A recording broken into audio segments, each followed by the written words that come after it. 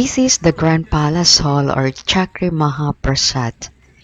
It is located in the middle court of the Grand Palace. Guys, this is the continuation of the history of the Grand Palace Bangkok.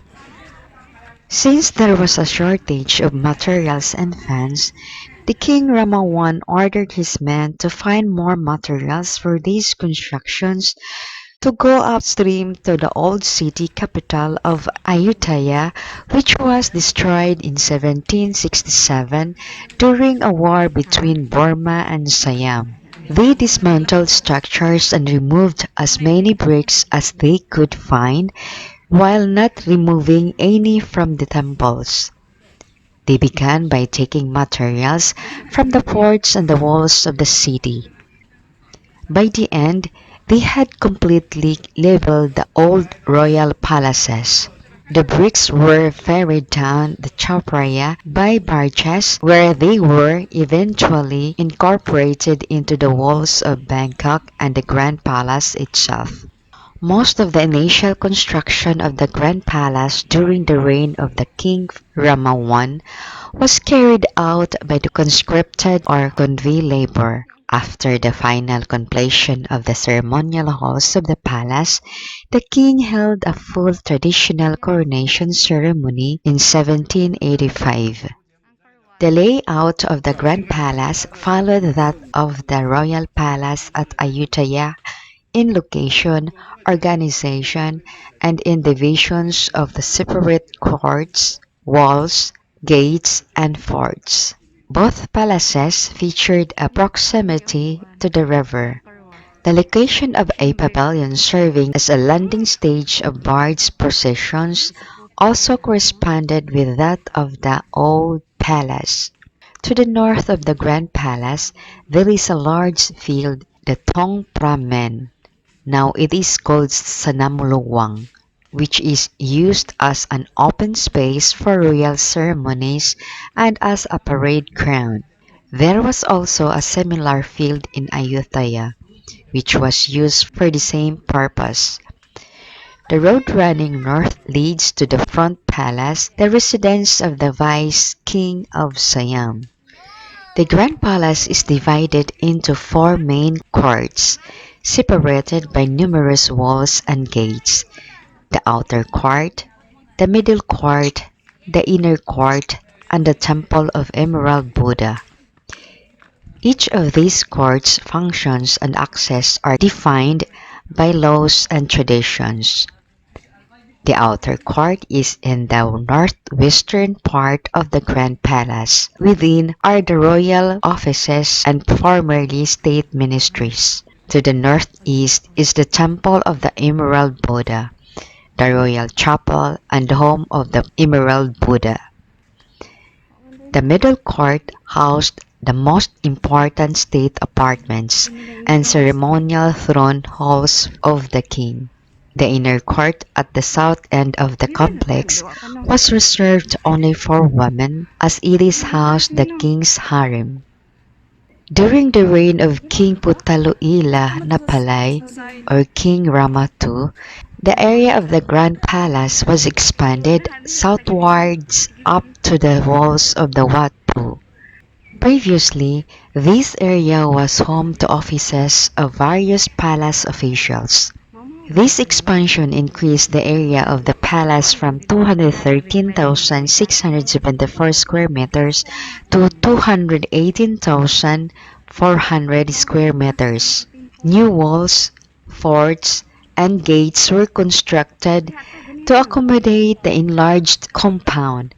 Since this expansion, the palace has remained within its walls, with new construction and changes being made only on the inside. In accordance with tradition, the palace was initially referred to only as the Prarachawang Luwang or Royal Palace, similar to the old palace in Ayutthaya. However, during the reign of King Mongkut or the King Rama I, the name Praburama Maharajawang or Grand Palace was first used in official documents. This change of name was made during the elevation of Prince Chutamani, the king's younger brother, to the title of the second King Pinklao in 1851. The proclamation of his title described the royal palace as Supreme or Intai Burum and Great Intai Maha Palace. This title was given in order to distinguish the palace from the second king's palace, which is the front palace, which was described as the Prabuborn Ratchawang, or the glorious palace. Throughout the period of absolute monarchy from 1782 to 1932, the palace was both the country's administrative and religious center.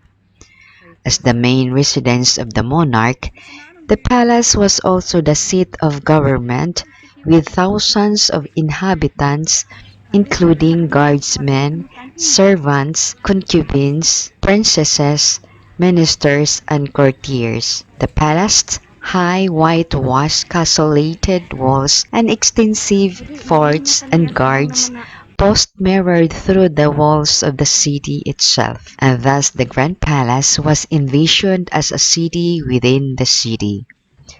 For this reason, a special set of palace laws were created to govern the inhabitants and to establish hierarchy and order.